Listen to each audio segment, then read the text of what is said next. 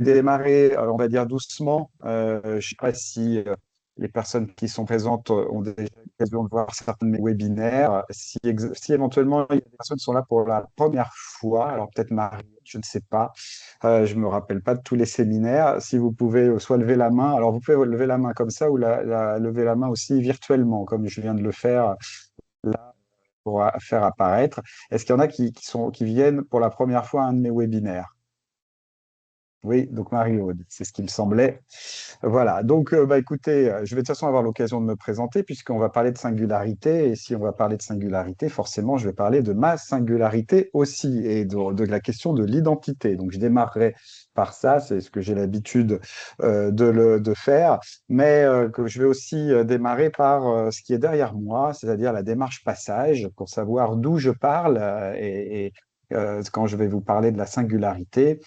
Bien, en fait, j'ai eu l'occasion de faire un travail de modélisation des différentes voies mystiques, donc des sagesses spirituelles, mais pour la partie mystique. Donc vraiment ceux qui sont mis en chemin pour essayer de rencontrer le divin, de rencontrer ce qui dépasse, de rencontrer la transcendance, soit l'immanence, sont deux mots qui me sont chers, surtout immanence, puisque j'ai créé mon cabinet qui s'appelle Immanence Conseil il y a maintenant bien longtemps. Je fais du coaching et ce bien temps, c'était en 2003. Depuis 2003, j'accompagne des dirigeants, des managers. Et aujourd'hui, j'ai donc, à partir de ce travail de modélisation, j'ai cofondé avec mon collègue qui s'appelle Franck Potier une démarche la démarche passage des conditionnements rayonnement, et c'est de ça dont je vais vous parler aujourd'hui, en lien avec un thème. Un des thèmes, c'est la singularité. Alors pourquoi je dis un des thèmes? Tout simplement parce que la démarche passage, elle a sept chemins. Sept chemins. Le premier, c'est le chemin de l'acceptation. Voilà, accepter ce qui est, accepter l'autre tel qu'il est. Ah, si je vous dis que c'est un chemin de la démarche passage, c'est-à-dire que c'est un chemin que l'on retrouve dans toutes les traditions spirituelles. Voilà, et c'est unanime. Et ensuite, après que le premier chemin d'acceptation, il y a une certaine chronologie logique dans ces chemins. Il y a le chemin de la présence. C'est bien, d'abord, il faut accepter. Pour être présent à quelque chose, il faut d'abord l'accepter. Donc, que ce soit présent à quelqu'un ou présent à une situation, il faut l'accepter. Ensuite, on peut être complètement présent. Et donc, la présence est le deuxième chemin de la démarche passage. Et ensuite, le troisième chemin, c'est un alignement entre la tête, le cœur et le corps. Voilà, alors je vais en parler assez rapidement parce que je ne veux pas développer ces chemins-là. Un qui s'appellera le chemin de singularité, qui évidemment, ça sera celui que je vais développer. Mais quand même, je parle de tête, cœur, corps. C'est intéressant. Alors, Mario me dit que cela coupe tout le temps. Alors, c'est sans doute votre connexion. Je ne sais pas si les autres, il y a un problème. Ah, moi, pris. Non, c'est bon pour les autres. Donc, j'espère, Mario, que ça va s'arranger pour vous. Donc, mais moi, je vous vois parfois, effectivement, Mario Haute, ça a l'air de couper un peu. Donc, j'espère que vous arriverez à restaurer votre connexion. Donc, la voie de l'alignement tête-cœur-corps, ça veut dire quoi? Ben, ça veut dire qu'en fait, on peut être mu par à la fois le corps, forcément. Le corps est d'ailleurs le lieu du moment. Mais le corps, il peut nous mettre en mouvement par la pulsion. La pulsion, c'est quoi?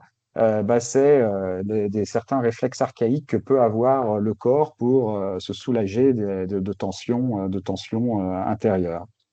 Mais il peut aussi se mettre en mouvement le corps par un autre lieu qui est plus les entrailles que l'on retrouve dans certaines traditions spirituelles, c'est-à-dire une mise en mouvement par la compassion. Voilà, donc vous voyez qu'il y a deux manières de mettre, que le corps se mette en mouvement. C'en est pareil pour le cœur. Le cœur, il peut vous mettre en mouvement. Mais on le sait, il peut vous mettre en mouvement à travers les émotions. L'émotion, c'est ce qui vous fait vous mouvoir vers l'extérieur, et on en connaît des émotions. Et on sait parfois que certaines émotions peuvent avoir d'ailleurs des conséquences par rapport aux autres.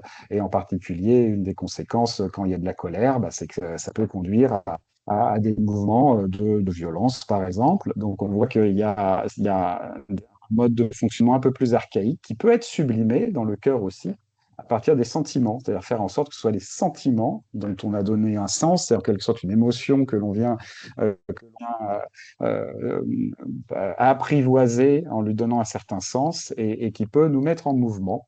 Et puis, il y a le dernier centre qui est la tête. Alors, la tête, ben, on connaît le mental qui parfois nous fait voir des tas de scénarios négatifs, nous fait voir les choses avec des difficultés. Mais ce qu'il faut savoir, c'est qu'il y a aussi un intellect supérieur, donc beaucoup de traditions, qui évoquent beaucoup de traditions. Et cet intellect supérieur, eh bien, c'est aussi une capacité qu'a l'intellect d'être dans la connaissance. Dans la connaissance, c'est-à-dire de naître avec les événements. Et cette connaissance, bah, c'est l'intellect supérieur, c'est appelé intellect supérieur. C'est un concept de René Guénon qui a l'a pris dans l'hindouisme en particulier, en s'inspirant de Hmm. l'hindouisme. Après cet alignement-là, qui est une sorte d'intégration des trois centres, et bien, il y a la vraie intégration va intégrer toutes les sous-personnalités, toutes nos sous-personnalités que nous avons en nous-mêmes et qui peuvent parfois nous faire aller dans des directions différentes. C'est un chemin, mais je ferai bientôt sans doute un webinaire dessus, il est assez intéressant. Enfin, ils sont tous intéressants, les chemins, je crois que je vais pas. Pour moi, ils mènent tous justement à un lieu d'accomplissement et ils sont tous nécessaires.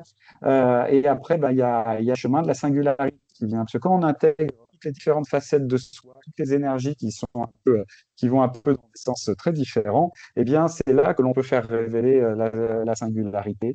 Elle vient donc dans ce chemin-là. Et ensuite, une fois qu'on a le chemin de la singularité, il y a le chemin de l'unité, l'unité en soi, mais déjà elle a été commandée par le chemin d'intégration, mais par le chemin de la singularité. Et puis l'unité avec les autres. Et dans cette unité-là, ça mène au dernier chemin qui est l'abondance, parce que quand on se sent et on vit dans l'unité, eh bien ça veut dire que l'on va être aussi dans la capacité à donner qui on est, donner donc en particulier sa singularité et recevoir la singularité des autres. Et on vit dans l'abondance, qui est un petit peu un dernier chemin, mais aussi un aboutissement de la démarche passage et de ce que proposent les voies spirituelles.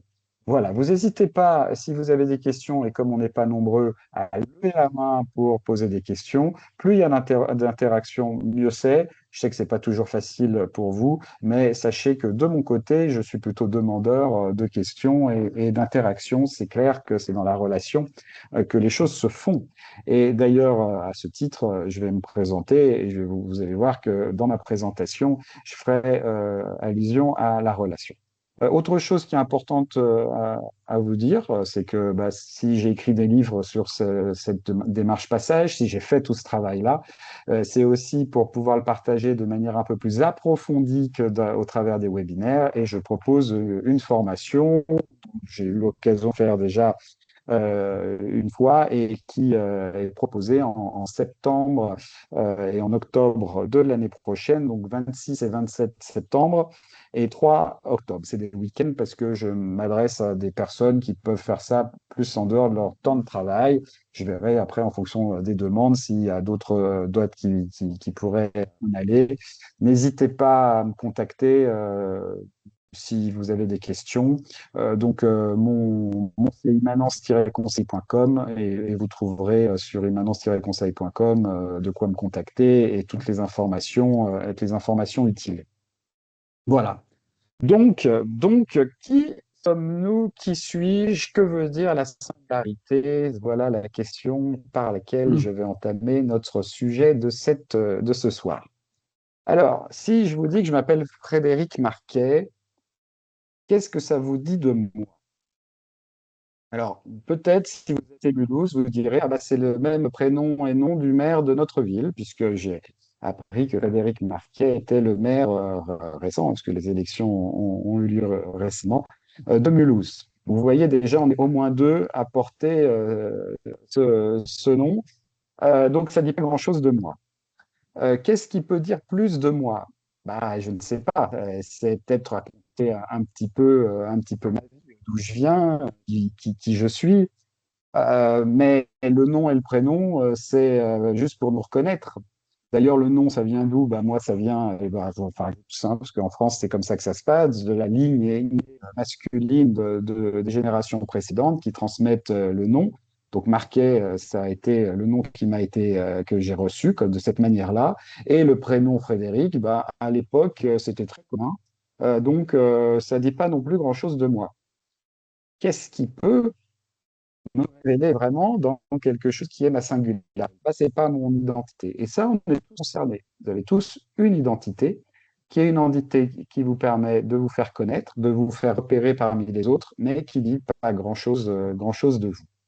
Alors, si par exemple vous avez déjà lu des livres de moi, j'en ai écrit certains, vous avez pu peut-être, en lisant un livre de moi, dire, tiens, ben, maintenant je connais un peu plus Frédéric Marquet ou en lisant mes posts sur LinkedIn, ou je ne sais quoi, ou un webinaire, vous pouvez dire un peu plus de moi, sur moi, et pourquoi?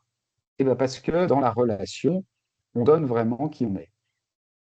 C'est plus une identité, c'est plus un état civil. D'ailleurs, alors, Rio a quelques coupures, me dit-elle.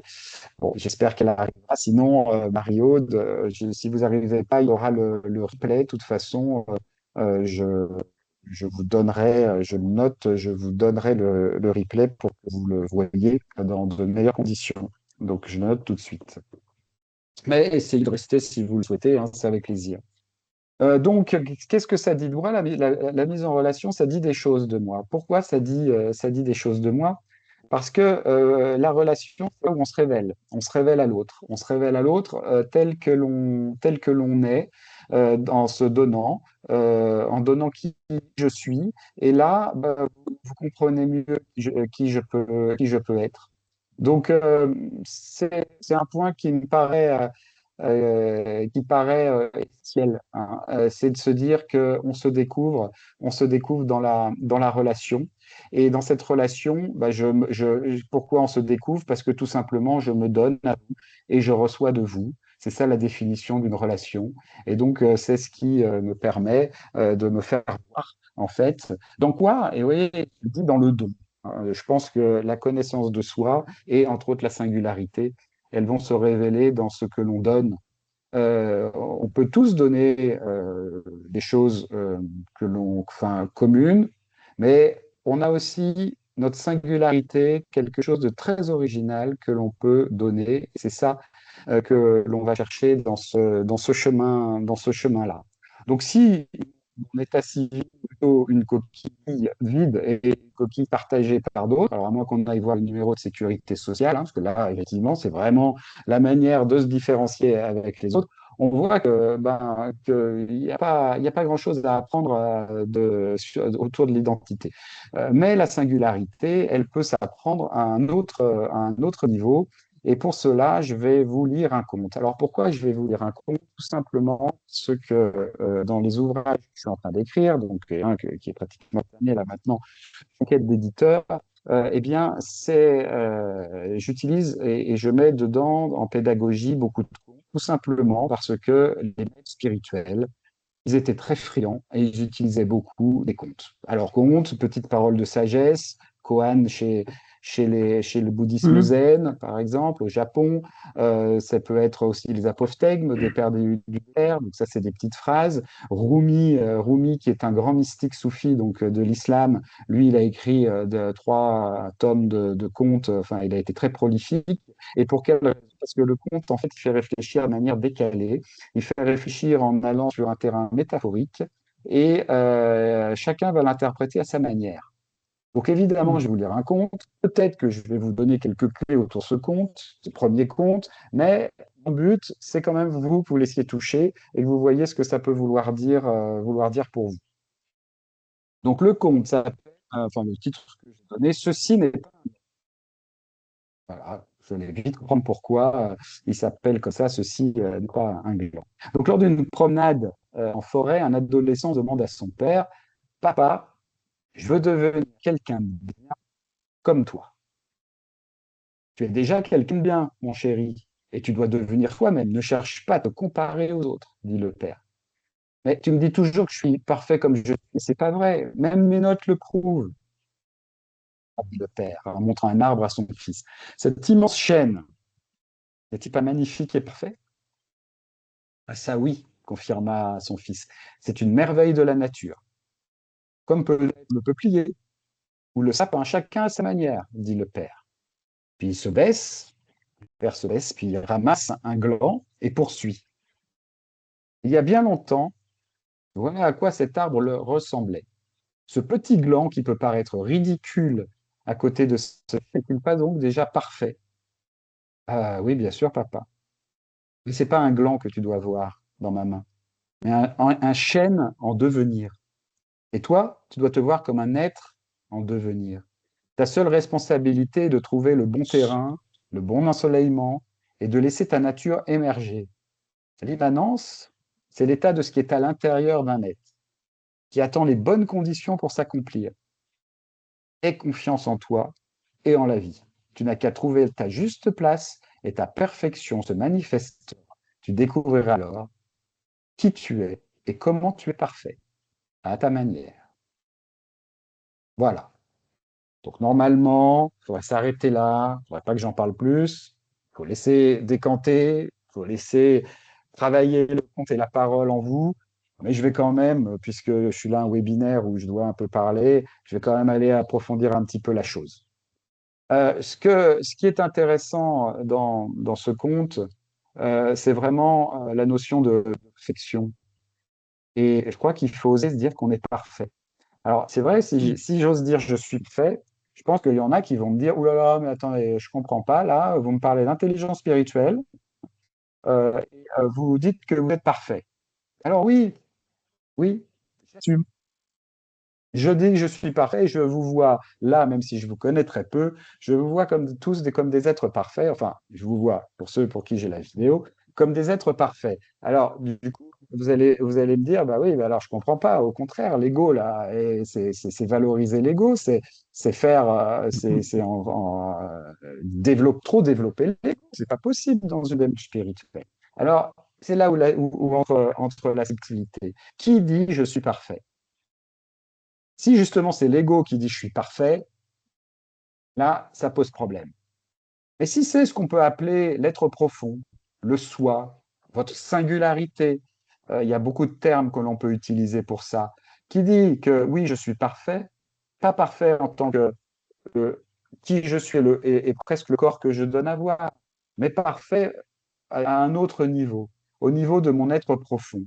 L'être profond, cette notion d'être profond, elle est importante parce que les spiritualités vont justement différencier l'ego de quelque chose qui nous dépasse et qui est nous-mêmes, mais qui nous dépasse. Alors, la meilleure manière d'appeler cette partie qui nous dépasse, c'est de dire le je suis.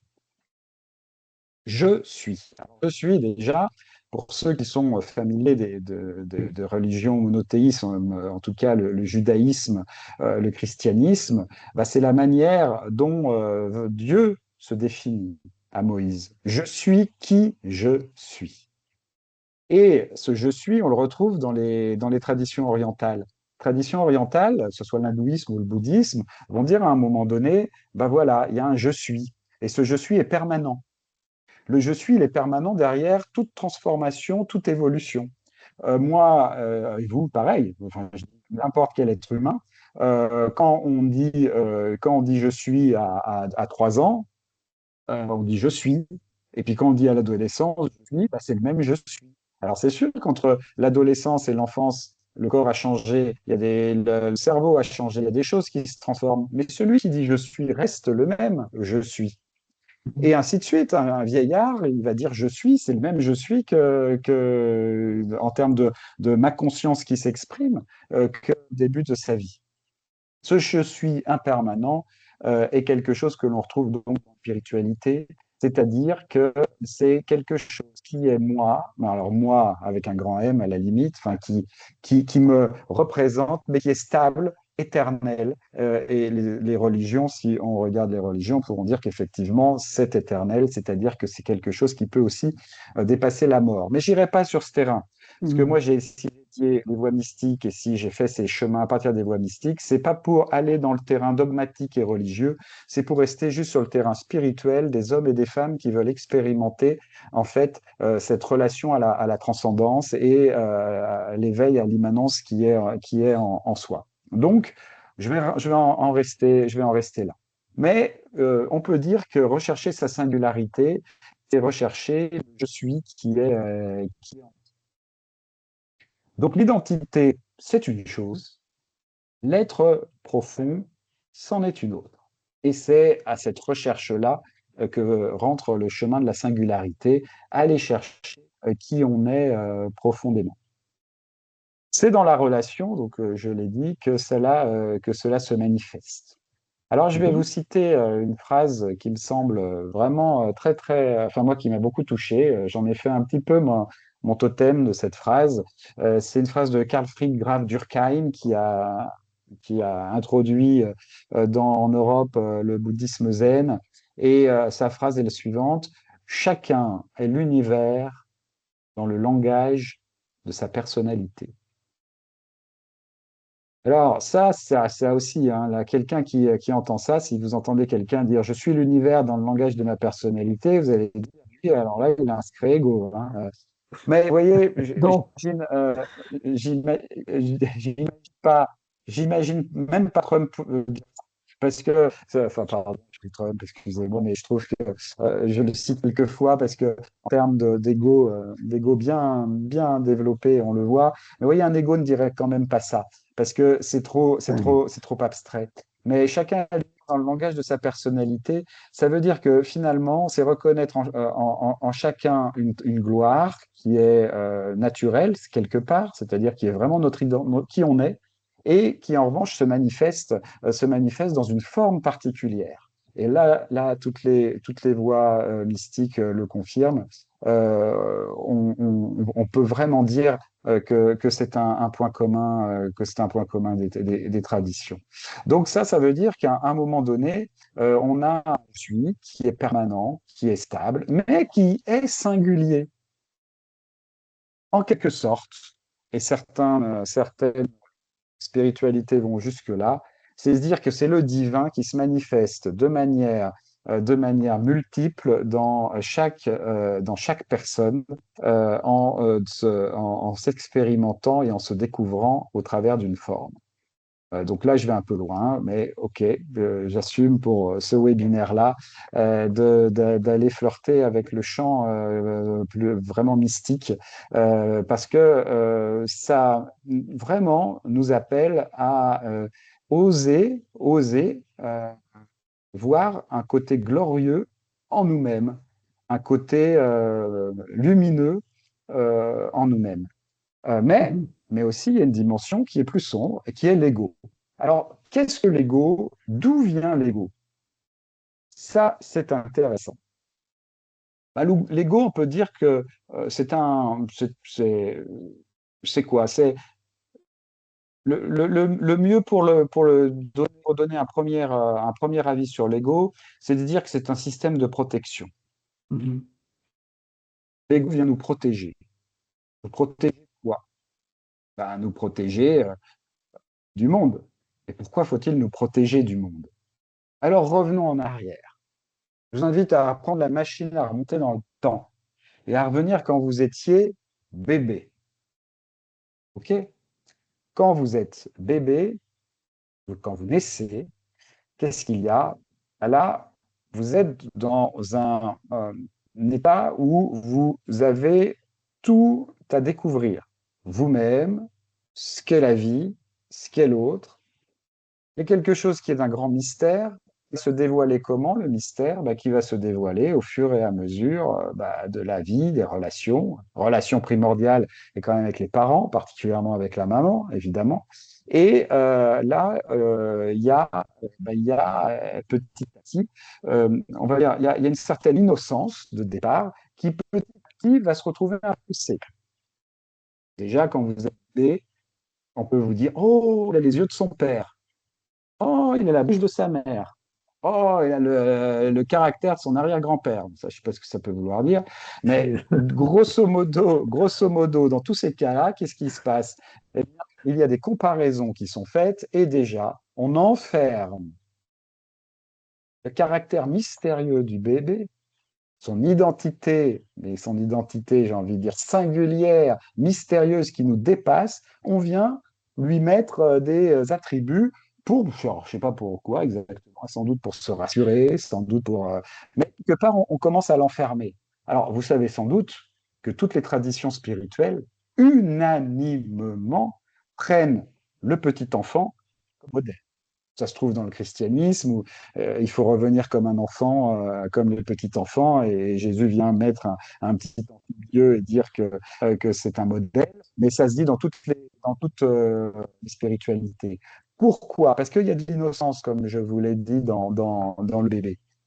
Et il est non contrarié au départ par rapport à ce qu'on va lui demander plus tard. Il est dans du tout possible. Le petit bébé, quand et on lui laisse la liberté, bah, qu'est-ce qu'il va faire? Bah, il va bouger, il va explorer le monde, il voit une prise de courant, il va regarder avec son doigt ce qui se passe. Alors, pas longtemps, parce qu'évidemment, la maman ou le papa vont vite lui dire stop, il ne faut pas faire ça, c'est dangereux. Et là, qu'est-ce qu'on fait? Eh bien, on fait rentrer le danger dans la peur, évidemment, dans l'équation. Et là, ça y est, c'est la chute. La chute, quand je dis la chute, c'est par rapport à l'innocence. Il y a une chute, c'est-à-dire qu'on s'aperçoit qu'il y a des dangers, on aperçoit qu'il faut faire attention. Et là, quelque part, on est façonné. Donc, quelque part, on a un esprit du monde nous influencer. Alors j'aime bien cette notion d'esprit parce que vous savez qu'on représente un être humain souvent de manière qu'il a une âme, un corps, une âme et un esprit. Donc la question de l'esprit, elle est essentielle.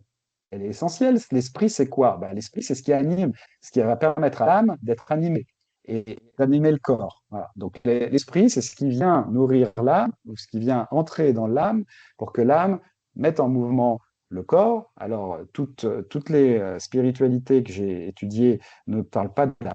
Le bouddhisme est une exception, mais il y a des choses qui se rapprochent quand même dans des concepts bouddhistes. Alors, allons voir cette distinction entre l'âme et l'esprit. Et puisque j'ai commencé, je vais vous lire un conte. Ça va changer un peu de juste faire un exposé qui va résumer un petit peu ce que je vous ai dit. C'est un conte qui s'appelle L'esprit, l'ego et l'âme. Voilà. Donc, l'esprit fut envoyé sur Terre pour permettre aux humains d'exprimer les plus hautes qualités divines. L'esprit chercha désespérément une place pour lui. Et dans tous les humains, les âmes étaient encombrées. Les envies de puissance, d'être le meilleur, d'être heureux, s'étaient installées dans les cœurs des humains. L'espace engorgé par des sentiments personnels et égocentriques empêchait l'esprit de trouver une place. Alors il continua désespérément sa quête d'un être pour l'accueillir. Enfin, il en trouva un petit bébé qui avait de la place pour lui. L'esprit s'immisça avec tendresse dans le creuset de l'âme de cet enfant. L'enfant grandit, et quand il commença à parler, il fut rempli d'injonctions parentales. Sois sage, ne fais pas ça, tu vas te faire mal, tu n'as pas le droit de crier ici, ce n'est pas bien de montrer du doigt, il faut dire merci, on ne met pas son doigt dans son nez. Toutes ces règles chassèrent l'esprit qui est remplacé par l'esprit du monde, et il continue ainsi à chercher tous les jours un humain vraiment capable de l'accueillir. Bon, voilà quoi. Hein. Voilà où on en est tous. Hein. Et ça veut dire que finalement, on a deux esprits. Il y a au moins deux esprits. Alors, il y en a plein, peu importe là, mais on va dire qu'on peut distinguer deux grands esprits. En tout cas, dans la démarche passage, je distingue du monde, et dans toute sa largesse de ce que ça veut dire, de l'esprit qui vient d'en haut, qui me révèle différemment. Donc, l'esprit qui vient nous surprendre. Et on va voir que c'est très important, car quand on est mu par l'esprit du monde, on fait tous la même chose. On fait tous que répéter ce qu'on nous a appris. L'esprit du monde est un esprit qui nous a conditionnés, qui conditionne toute l'humanité. Et du coup, c'est très difficile de s'en détacher. Alors qu'il y a un esprit qui nous dépasse et qui est celui que les spiritualités nous invitent à connecter et à contacter. Voilà. Je ne sais pas si des questions. Est-ce qu'il y a des questions? Parce que du coup, je ne vois pas forcément bien les écrans. Non, pas de questions. Ça veut dire que je suis peut-être clair. Si Claude, pour le petit point levé. Enfin, le point, c'est pas le point, c'est le doigt, c'est le pouce Ah, levé. oui, Ah, c'est le doigt. Ça me faisait juste penser, Frédéric, ça me Ouais. faisait juste penser Oui. à la coupe. Il me semble que Jésus, à un moment donné, disait qu'il fallait venir à lui avec une coupe vide si on voulait comprendre ses enseignements. Parce que si elle était pleine des affaires du monde et du coup, ça rappelle l'ego, si on est plein de nous-mêmes, de nos petites préoccupations personnelles, etc., ce qui est quand même souvent le cas, on peut pas être ouvert justement à l'esprit dont tu parlais, à l'esprit divin ou l'esprit, bon, peu importe comment on peut l'appeler, mais voilà.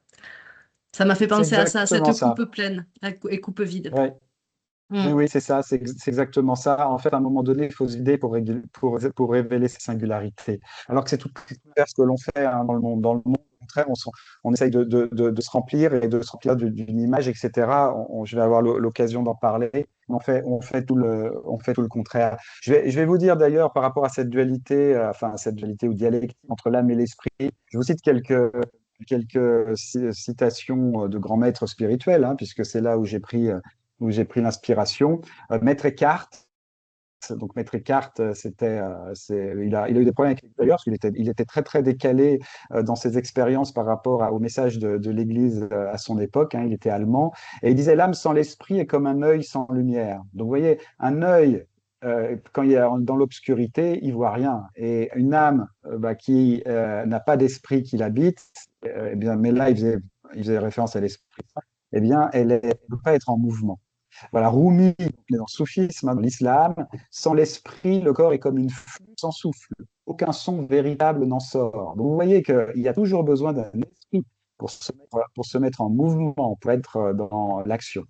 Le livre du Zohar, donc là c'est dans la Kabbale, l'âme reçoit la lumière d'en haut et c'est par elle que le corps agit. Donc c'est quelque chose qu'on trouve dans tout, même dans la Kata Upanishad, c'est un livre saint du bouddhisme qui dit l'esprit est le cocher, le corps est le char, sans lui, tu sais où aller.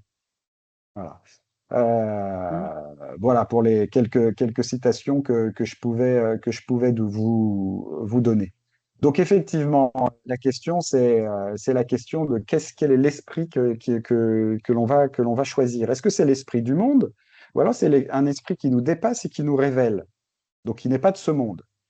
Et je ne vais pas prendre le risque d'en dire plus. Parce que là, comme je ne veux pas rentrer dans le dogmatisme des religions, pas dans les dogmes des religions, bah voilà, chacun appelle cet esprit qui nous dépasse avec le nom qu'il veut. C'est pas un souci.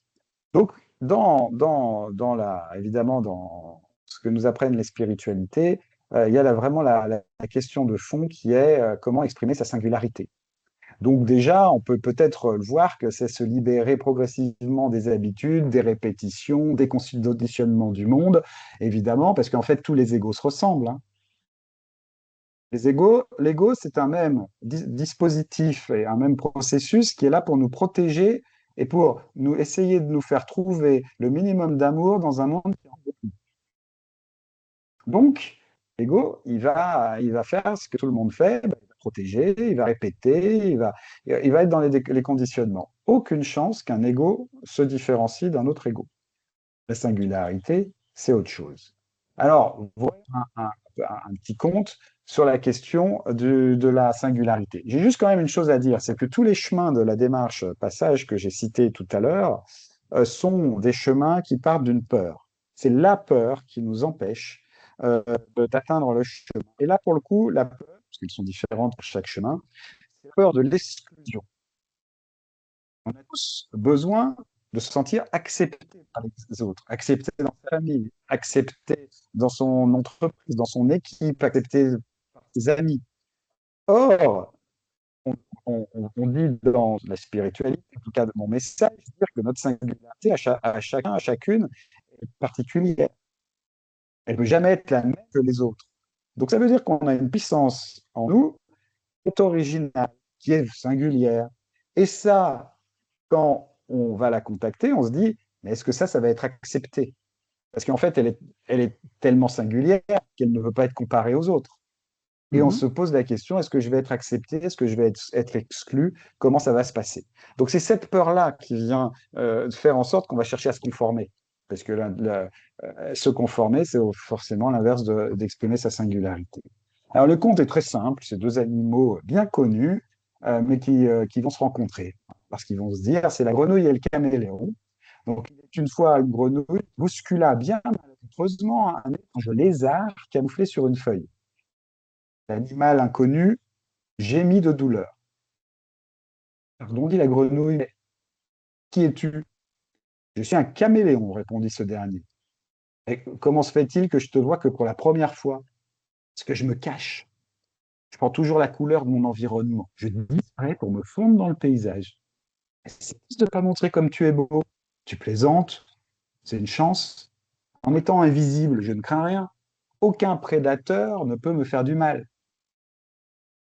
Notes-tu pourtant, dit la grenouille, que c'est parce que je n'ai pas vu que je t'ai fait mal. Terrible ta tactique. Et puis, ainsi, tu ne peux pas être en relation, tu restes seul, c'est comme si tu n'existais pas. Bon, et toi, la grenouille, tu n'as donc pas peur de mourir en te montrant à tous? Il y a des risques, mais je préfère vivre en étant moi-même plutôt que me renier pour ressembler à ce qui m'entoure.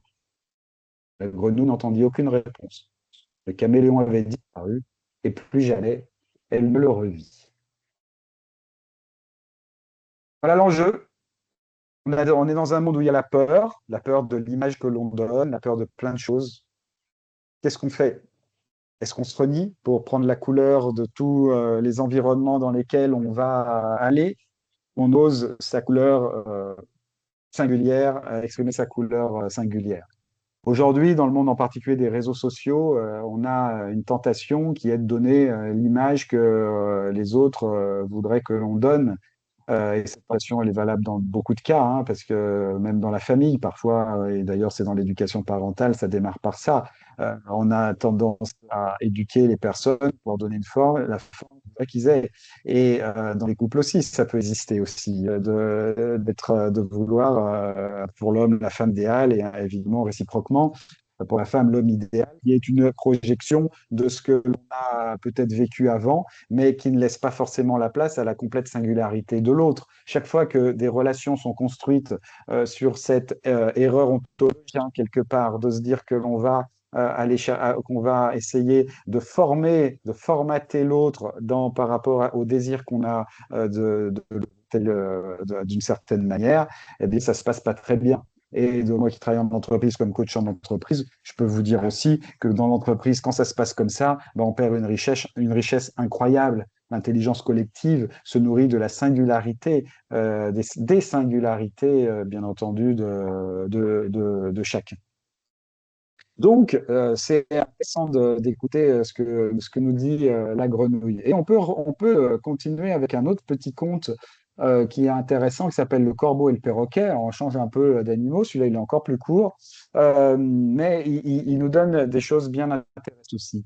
Le corbeau et le perroquet. Donc, un perroquet s'étant échappé d'une volière, se retrouvait dans un champ de blé au milieu des corbeaux. L'un d'entre eux lui adressa la parole.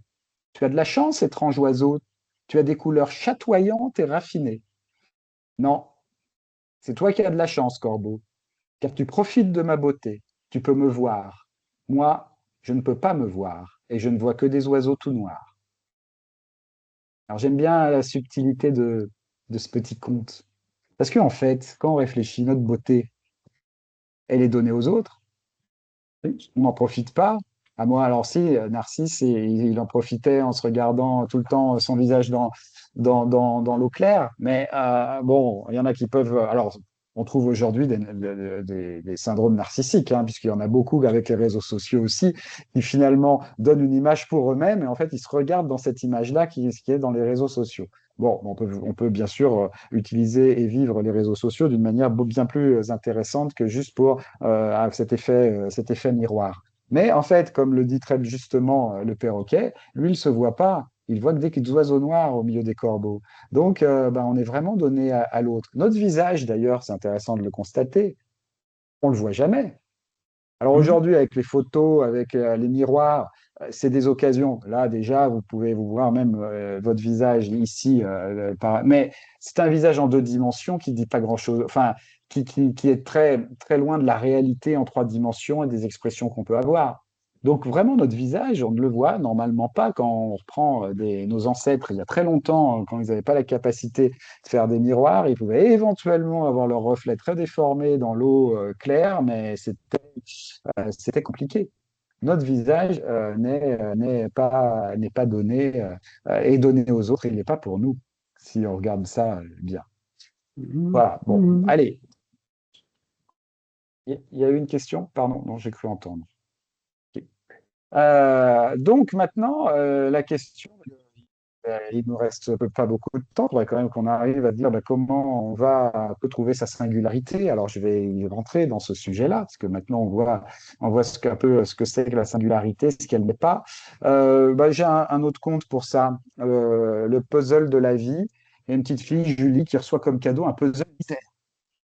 2000 pièces sont dans la boîte, mais aucune image du puzzle n'est disponible. Dur hein, pour elle. Donc Julie doit Ouf. découvrir le résultat par elle-même en tâtonnant. Donc elle commence par chercher les bords, puis laisse les pièces par nuances de couleurs, les formes s'assemblent et l'esquisse à un moment donné d'un visage commence à se dessiner. À force de persévérance et de patience, le cadre se remplit. Un visage féminin se fait plus précis et familier, puis elle pousse un cri, autant de surprise que de joie. En posant la dernière pièce, son visage lui sourit. Ses parents lui ont offert un puzzle de son visage. Je trouve d'ailleurs, quand j'ai écrit ce Ah conte, je me bon, suis dit, ça pourrait être une belle idée que quelqu'un crée ce genre de de choses. choses. Ouais, ouais. Voilà. Donc bon, en tout cas, ce qui est intéressant là, c'est de se dire que ça peut être une métaphore de notre vie. Révéler sa singularité, en fait, c'est mettre des pièces de puzzle au fur et à mesure de qui on est. C'est-à-dire qu'elle ne se décrète pas. On ne peut pas dire, voilà ma singularité, je décide que c'est ça. Non, là, c'est l'ego qui déciderait. La singularité, elle se révèle. Elle se révèle et elle n'est pas là pour briller, elle est là parce que ça correspond à une mission, quelque chose que vous portez en vous. Et là, je ne peux pas résister à un autre conte qui va comparer six filles, les filles d'un joaillier qui a six filles et qui, à leur majorité, par mission familiale, le père, il donne à ses enfants l'un de ses plus beaux bijoux. Donc l'aîné, quand il a eu la majorité, il a choisi un diamant, la seconde un saphir, la troisième un rubis, la quatrième une émeraude et la cinquième une améthyste. Puis vient le jour de la majorité de la dernière. Alors Joséphine, quelle pierre choisis-tu? Je choisis une pierre ponce, papa. Quoi? Mais je t'offre une pierre précieuse, ma chérie. Je sais, papa. Mais la pierre ponce sera précieuse pour moi. Tu n'as jamais arrêté de me surprendre pendant toute ma vie, mais là, c'est le pompon. Pourquoi ce choix? Parce qu'elle se distingue de toutes les autres. Elle est discrète et ne brille pas de mille feux. Elle est unique car elle flotte et elle a une utilité pour nettoyer ma peau. Elle me correspond. Et surtout, elle ne vaut pas grand-chose. Mais justement, mon but est de donner un objet de valeur pour les coups durs. C'est gentil, mais la pierre ponce m'aidera plus. Elle me rappellera tous les jours d'être légère, utile aux autres, de ne pas chercher à être la plus belle, mais de juste être dans la joie d'être qui je suis. Quatre coups durs, c'est une pierre qui ne sombre pas dans l'eau. Et elle me rappellera qu'il convient de flotter et de surfer sur les difficultés. Bon, belle sagesse pour cette Mhm. Joséphine. Ouais. Et d'oser aussi transgresser la tradition, les règles familiales. Exprimer sa singularité ne peut pas ne pas passer par transgresser certaines règles et certaines lois. Alors, enfin, pas loi du monde, hein, pas les lois pénales qu'il faut respecter. J'encourage évidemment tout le monde à respecter ces lois-là. Je précise, pour une question de responsabilité. Euh, alors maintenant, on va aller au cœur du sujet. Je vais aller plus vite, parce que le temps passe, pour vous inviter à aussi aller au cœur du sujet. C'est quoi le cœur du sujet? C'est se dire comment va-t-on, enfin, va-t-il vite nous expliquer maintenant que le temps passe, comment on fait pour exprimer sa singularité? Alors, c'est pas si simple que ça en quelques mots, mais j'ai envie de dire qu'on peut aller voir des grands personnages qui ont su exprimer leur singularité et ce qu'ils nous en Mhm. disent. Donc, je vais vous prendre modestement Mozart, Matisse et Rimbaud. Hein. Alors, Ok. commençons par Mozart. Il témoignait qu'il avait accès à une source d'inspiration qu'il dépassait. Il a dit, en gros comme ça, je ne sais pas si c'est exactement sa citation, mais je ne sais pas qui fait ma musique, mais ce n'est certainement pas moi. Oui, Ah, je sais ça. allons voir, voilà. Alors, allons voir Henri Matisse. Matisse, alors je suis allé au Grand Palais, je fais de la pub, mais c'est peut-être fini, mais au Grand Palais à Paris, il y avait une exposition de Matisse, et c'est là où j'ai vu cette phrase. Donc Matisse, il a dit, le chemin que fait mon crayon sur la feuille de papier a en quelque sorte quelque chose d'analogue au geste d'un homme qui cherche son chemin dans l'obscurité. Je veux que ma route n'a rien de prévu, je suis conduit, je ne conduis pas. Allez, allons voir un écrivain cette fois, comme ça on multiplie les sources créatives. Arthur Rimbaud. Arthur Rimbaud, il dit dans une lettre dite du voyant, donc c'était à Paul de Mény en 1871, si vous voulez les références, il écrit cette phrase, je et d'autres, en prenant conscience du dépassement de l'ego. Il témoigne qu'il est traversé par des forces, des visions, des voix, et il dit, c'est pas moi qui pense, c'est quelqu'un en moi qui pense. Et il pratiquait d'ailleurs l'écriture automatique. Voilà. Voilà, on a des maîtres, hein, on a des maîtres d'expression de leur singularité. Qu'est-ce qu'ils nous disent? Ben, ils nous disent qu'il faut laisser vivre un esprit, appelons-le comme ça, à travers nous, qui nous révèle. Et cet esprit n'est pas l'esprit du monde, qui est le même pour tous, qui est l'esprit de l'ego. C'est quelque chose qui nous dépasse, quelque chose auquel on s'ouvre. Alors voilà, il peut y avoir des tas de manières de s'ouvrir. Là, c'est dans la formation. Dans ma formation, évidemment, je présente des exercices ici dans un temps qui m'est imparti, et puis en visio, c'est difficile. Mais il y a des exercices pour aller contacter, bien sûr, cette source d'inspiration et se laisser inspirer. Donc, voyons avec un autre conte comment deux personnes peuvent créer bien différemment. Parce que là, il y a deux exemples de processus, enfin, il y a trois exemples de processus créatifs qui sont très singuliers, puisqu'ils laissent la place totale à quelque chose, à une inspiration qui nous dépasse. Donc, porteur d'eau ou source, voilà le nom du conte, il était une fois deux influenceuses à succès qui décidèrent de se rencontrer dans un bar. Pourquoi es-tu sur les réseaux? Demanda la première. Pour me faire des clients. Je suis passé de 800 abonnés à 20 000 en un an. Waouh! Comment as-tu fait? Tous les matins, je partage 3 publications. À midi, j'en publie 2 et en fin de journée, 2 autres. C'est impossible, tu fais que ça. Car j'ai une astuce. Je sélectionne des textes à succès sur Internet, je les copie, indique l'auteur, puis je trouve une belle photo, tout est joué.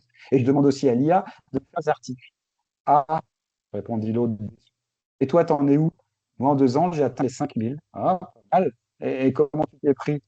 Bah, j'écris 2 ou 3 contributions par semaine. Parfois, c'est un pamphlet, parfois une astuce personnelle, et même quelquefois des poèmes ou des que j'écris moi-même. Beaucoup de travail pour peu d'abonnés. On va faire comme moi. Certainement, s'exclama-t-elle. Pourquoi? En écrivant, je me révèle. Je grandis avec chaque publication. Je densifie mon être. Tu vois, toi, tu es une porteuse d'eau, alors que moi, je me découvre source. Donc, je pense que tout est dit sur l'expression de sa singularité. Si vous veniez ici à ce webinaire pour que je vous dise quelle est votre singularité, sachez que je ne le peux pas. Et sachez que vous aussi, vous ne pouvez pas. Parce que la singularité ne se décrète pas, elle ne se découvre pas, elle s'expérimente quand on lâche ses modes de fonctionnement habituels, quand on lâche l'ego et quand on se laisse toucher par une source et par quelque chose qui nous dépasse. Et là, pour le coup, on est bien dans l'intelligence spirituelle, qui est aussi dans les formations, j'appelle intelligence spirituelle, qui est de s'ouvrir à l'esprit qui nous révèle. Alors comment? Il nous reste 10 minutes. Je vais quand même pas vous laisser sans un petit peu d'outils ou d'astuces. Alors comment? Écoutez, on va déjà revenir loin, il y a longtemps dans le temps. Le taoïsme déjà nous propose une pratique originale qui s'appelle le Wu Wei, qui se traduit par non agir. Alors, vous voyez, c'est déjà tout dit. Wu Wei, c'est W-U-W-E-I, séparé, non agir, ou agir sans effort. Alors, il ne s'agit pas d'inaction, mais d'une action en harmonie avec le flux naturel des choses, sans contrainte, sans résistance. Donc, on ne force pas les choses, on suit le flux, et ça signifie pas passivité, mais plutôt s'engager dans l'action sans effort excessif, sans volonté de contrôle. Voilà. Donc, il y a deux choses très importantes que l'on note là, c'est qu'il y a un engagement, mais il y a un engagement qui n'a pas d'intention particulière. Et il y a un conte qui l'illustre. Alors celui-là, il n'est pas de moi, ce conte. Là, il faut que je rende à... Je ne sais pas qui c'est d'ailleurs, je crois qu'il n'y a pas d'auteur vraiment... Il n'y a pas d'auteur vraiment connu. Mais je vous le dis qu'il y a un conte, un vieux conte, forcément, parce que c'est taoïste, donc il est vieux. Dans un village entouré de collines et de rivières, vivait un jeune homme nommé Tao Lin. Il était fort, intelligent, ambitieux, mais toujours pressé. Il voulait réussir, briller, être... Chaque jour, il travaillait dur, planifiait tout, contrôlait chaque détail. Un matin, alors qu'il traversait la forêt, il vit un vieil homme assis sous un bosquet de bambous. Le vieillard, nommé Maître Yun, semblait ne rien faire. Il regardait les feuilles danser dans le vent, les mains posées sur ses genoux, le regard paisible. Shaolin s'approcha et demanda Maître, pourquoi ne faites-vous rien? Le monde avance, corrigir. Le vieil homme sourit. Regarde ces bambous. Ils ne résistent pas au vent. Ils plient, ils dansent, mais ne se mettent jamais. C'est cela, le Wu-Wei. Taolin fronça les sourcils. Mais si on ne lutte pas, comment réussir? Maître Yun, le vent ne lutte pas, il souffle. L'eau ne force pas, elle coule. Le Tao agit sans effort et pourtant, tout est accompli. Taolin décida de rester quelques jours avec le maître. Il apprit à observer, à écouter, à agir, seulement quand le moment était juste. Il abandonna ses plans rigides, ses attentes, ses tensions. Un jour, une soudaine menaça le village. Les gens paniquaient, construisaient des digues, criaient.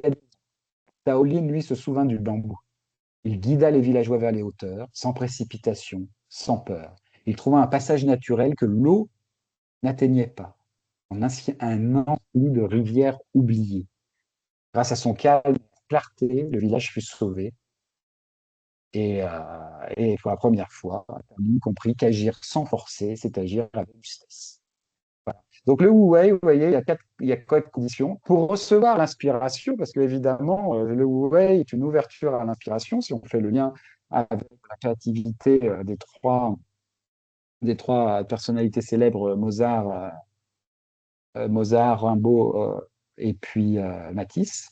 Et les conditions, c'est d'abord rechercher l'harmonie, laisser faire, être dans la spontanéité. L'efficacité devient naturelle. Et c'est vraiment pas une passivité, mais plutôt une action détachée. C'est-à-dire qu'on est disponible. Et ça, c'est très important, être disponible. Il y a quelque chose, oui, il y a quelque chose que je peux vous dire aussi sur la question de la disponibilité. C'est un exercice que Maître Eckhart proposait, enfin, en parlait dans un de ses sermons, qui disait qu'il faut, et c'est quelque chose que je pratique en coaching, quand je suis en relation avec quelqu'un, avant donc le coaching, je dis je ne sais rien de toi, pour vider complètement l'esprit de toutes mes préjugés. Je ne sais rien. Je ne veux rien pour toi, pour avoir aucune volonté pour l'autre, et je ne peux rien je ne peux rien pour toi. Alors j'ai dit, oui, je ne peux, oui, non, voilà, et je peux rien pour toi. Le je ne peux rien pour toi, ça signifie que j'accueille l'inspiration. C'est pas mon jeu à moi qui va agir. Et ça donne de très bons résultats, puisque ça, je vous conseille de l'essayer. Et ça peut être dans une relation, je ne sais rien, je ne peux rien, je ne veux rien, et ça peut être avant de faire quelque chose. J'ai une situation, je dois agir, je ne sais rien. Je ne peux rien, je ne veux rien, mais je m'engage, bien entendu. Voilà. Alors, on a vu donc l'inspiration, c'est ce que révèle notre singularité. Maintenant, c'est quoi le facteur clé de succès? Ben, le facteur clé de succès, c'est la confiance à l'inspiration. Quand on écoute Mozart ou Rimbaud ou Matisse, on sent qu'ils faisaient confiance à ce qui les amenait à créer leurs œuvres, les plus belles œuvres. Alors, on va, on va écouter un conte qui s'appelle L'Éventail magique, qui nous dit, qui va peut-être nous parler de notre rapport à cette confiance-là. Jean était un écrivain qui, après quelques romans à succès, vivait une période délicate. Son dernier ouvrage qu'il avait mis 2 ans à écrire était un bide. Alors qu'il y a quelques années, il sortait sur la vague de la réussite, il goûtait maintenant aux affres de la noyade, il touchait le fond. Déprimé, il ruminait les paroles de son éditeur. Peut-être devriez-vous trouver un autre métier. Pour se changer les idées et répondre à sa seconde passion, il alla chiner aux puces. Son regard s'arrêta sur un magnifique éventail multicolore abîmé par le temps. D'où vient cet éventail demanda-t-il au brocanteur. La rumeur dit qu'il appartenait à Marguerite Duras. Il paraît qu'il lui donnait l'inspiration. J'en suis motivé à l'acquérir. Combien vaut-il? 2 000 euros. Hein? Répondit-il interloqué. Il y en a qui disent qu'elle devait son succès à cet éventail, renchérit le vendeur. Voyant l'aubaine, j'en l'acheta aussitôt. Le résultat ne se fit pas attendre. Dès qu'il était en perte d'inspiration littéraire, hop, il secouait l'éventail et les mots justes lui venaient à l'esprit. Le succès revint. De joie, il retourna remercier l'antiquaire. Ce dernier affichait un visage entier à l'approche de son fou client. Jean le remercia chaleureusement. L'antiquaire gêné lui demanda pardon, en expliquant que toute son histoire était fausse. Après la stupéfaction, Jean sourit et repartit avec le plus bel apprentissage. Son inspiration venait de lui et quand il était en confiance, elle était là. Il n'avait donc besoin ni de magie, ni de personne et pouvait toujours compter sur ses propres profondeurs. Cette prise de conscience valait bien les 2 000 euros. À quoi ça tient? Vous voyez? À quoi ça tient cette question de contacter l'inspiration? À la confiance. Et évidemment, le mot confiance, c'est en latin fides, ça donne le mot foi. À la foi. En quoi mettons sa foi? Et là, on met sa foi en quelque chose qui nous dépasse. Et ça, toutes les spiritualités, évidemment, l'évoquent. On appelle comme on veut, ce à quoi on va porter sa foi, sur qui on va porter sa foi, mais elle l'évoque. Et on peut porter sa foi sur l'inspiration, sur la notion d'esprit, un esprit qui nous révèle. Et dans cette notion d'esprit qui nous révèle, à l'appeler l'esprit qui nous révèle, eh bien, effectivement, on peut s'ouvrir à l'inspiration. Voilà, je regarde l'heure qu'il est. Eh ben, écoutez, j'avais prévu 1 heure, c'est pile 1 heure. Je pense que là aussi, je suis. Non, je ne vais pas dire que je suis inspiré, ça serait qui voudrait se valoriser. Donc, je vais faire ça. Mais au moins, j'ai traité le sujet que je voulais traiter sur l'inspiration. Donc maintenant, bah, j'ai envie de dire, bah, j'aimerais bien quelques échanges, si c'était possible, des questions, des remarques. Voilà, c'est avec grand plaisir, parce que j'ai parlé beaucoup. Et n'oubliez pas que la singularité, c'est aussi dans la relation qu'elle se révèle. Et ce sera l'occasion de découvrir aussi partie de votre singularité au travers des remarques, questions que vous poserez. Donc c'est avec plaisir, mais évidemment, je ne force personne. Je vais remettre la conversation. Bon, non, j'avais rien de particulier dans la conversation. Donc, OK. Non. Bah, Donc, est-ce qu'il y en a qui ont envie de... j'ai un mot à prononcer, c'est Hmm. bravo, parce que tu m'as fait vivre quelque chose que je vis en ce moment, quoi, en fait. Quand tu as abouti à ça, je viens de vivre des événements un peu surprenants où, en fait, j'ai donné le meilleur de moi-même, quoi. Et à mon âge, 79 ans depuis quelques jours, c'est merveilleux, quoi. Puis en fait, Ah, mais c'est génial ce que tu dis. Et je vais te dire pourquoi c'est génial, Claude. Parce que là, tu viens de rajouter quelque chose qu'il est important que je rajoute aussi. Ah, C'est-à-dire, c'est la notion de se surprendre. Ça, c'est mmh, très, très important. En fait, quand on est dans l'inspiration, on se surprend soi-même. On se surprend soi-même, ce qui veut dire quoi? Ce qui veut dire que parce qu'on se surprend, si on se surprend soi-même, ça veut dire on a contacté quelque chose qui est transcendant par rapport à nous, ou immanent, mais qui est une altérité. Et là, pour le coup, cette altérité qui s'exprime à travers nous, qui est nous en même temps, mais qui est plus que nous, et ben ça surprend. Et ça nous surprend dans notre, j'ai envie de dire, dans notre personne habituelle. Notre personne habituelle est surprise par ça. Donc là, tu témoignes de quelque chose qu'il faut que je c'est un rajoute et que deux tu me permets de le rajouter. et et j C'est et j'ai une deuxième chose, c'est qu'en fait, ça me ramène à ma toute petite enfance, baignée dans le merveilleux. Tu fais le bon lien. Le bon lien, être surpris, c'est effectivement l'attribut de l'enfant, l'attribut du petit enfant. Il est toujours dans la surprise. Tout est nouveau pour lui, hein. Le Oui, bébé, tout est nouveau. Il découvre tout et tout les merveilles du coup, parce que c'est nouveau et c'est une nouvelle expérience à chaque fois. Être dans cet état du petit enfant, c'est être dans sa pleine singularité. Alors après, il y a d'autres exercices qui permettent d'aller repérer c'est quoi la singularité, où il faut faire attention de ne pas être trop dans le mental, mais où il faut lâcher des choses en se disant, bah, quand l'ego n'est plus là, qu'est-ce qui reste de moi? Il y a des exercices comme ça. Là, je ne les ai pas présentés, je n'ai pas le temps, mais dans les exercices, qu'il faut se méfier, c'est que justement, c'est l'être profond qui répond et pas l'ego qui répond. Donc là, c'est pour ça qu'il faut être accompagné aussi pour ce genre d'exercice. Merci, Ok, en tout cas, merci beaucoup, Claude. Merci, tu m'as fait voyager. Sur les chemins, là, tu vois, il y a des chemins. Oui. Marie-Aude, oui, avec plaisir, Marie-Aude. Alors, voilà. Alors, j'espère que ça ne va pas couper parce que ça a vraiment été instable, mais là, ça a l'air d'être apaisé. Alors, pour moi, la singularité, c'est, voilà, vous l'avez dit, hein, mais c'est aussi en lien avec la créativité. Et moi, j'ai été surprise aussi par ma singularité qui continue de s'exprimer depuis quelques années par l'écriture poétique. Et si vous le permettez, j'aimerais juste vous partager un petit texte, surtout qui te fait écho en fait avec votre premier passage, celui de l'acceptation, puisque c'est un poème qui s'appelle Acceptation, justement. Avec grand plaisir, parce que c'est le plus beau cadeau, Marie-Aude, que vous pouvez faire, puisque on est ici pour partager finalement nos singularités, sinon ça n'aurait pas de sens. Donc moi, je l'ai fait à travers mes contes. Alors évidemment, Marie-Aude, nous accueillons avec plaisir votre poème. Mais écoutez, merci. Alors, je coupe la caméra pour être sûre que, voilà, il n'y a pas Ça de... passe là, ça marche très bien. Hein. Oui. Il n'y a pas eu de coupure, il n'y a pas de souci. Vous pouvez la garder si vous voulez, comme vous Alors, voulez. je vais la garder. Je me mets sur mon texte. Voilà. Acceptation.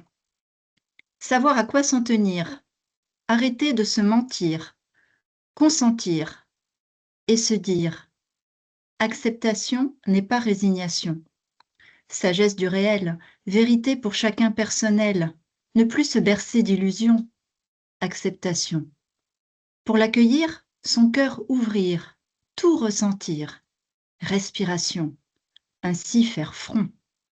Acceptation n'est pas résignation. Ressources vives à l'intérieur, encore le cœur. Étreindre en soi l'art d'être là. Sentir la force nous revenir, se raffermir. Acceptation n'est pas résignation. Sage mantra, tout passera. La vie toujours triomphera. Acceptation n'est pas résignation. Sachant cela, je n'ai plus peur de la douleur. Yin, yang, sans cesse, je suis sagesse, pure allégresse, acceptation d'être vivant, fin du tourment. Parfait, magnifique, super, Magnifique bravo, aussi, et hein. bravo. Et c'est très en phase avec, effectivement, et vous avez fait le lien avec le chemin d'acceptation, bien entendu. Donc c'est très beau, très chouette, et merci beaucoup. Merci à vous. Et puis merci d'avoir osé aussi, hein, parce que c'est pas toujours facile. Oui. Et donc bravo pour ça. Merci.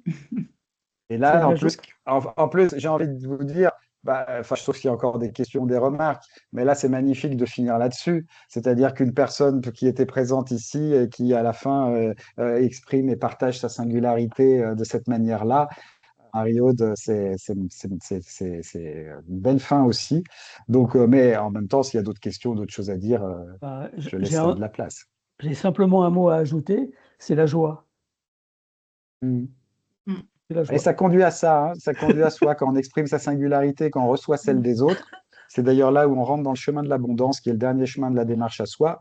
Et là, c'est certain que ça met en joie. Hein. Ça met en joie de donner, ça met en joie de recevoir ce que donne l'autre. Quand c'est dans les singularités, c'est magnifique. Voilà. J'ai envie de vous dire merci. Merci beaucoup. Prochain webinaire, peut-être, je vais essayer de faire un webinaire en septembre aussi. Voilà. Et puis si vous voulez me contacter, n'hésitez pas. Voilà, je vous ai dit, mon site, c'est finance-conseil.com. Et si vous avez des questions sur les formations ou d'autres choses, n'hésitez pas à me contacter. Je vous souhaite une belle continuation, un bel été et une belle expression de votre singularité, bien entendu. Également. Merci. Tout le monde. Pareillement Au à revoir, chacun. merci. Voilà. Au revoir. Au revoir.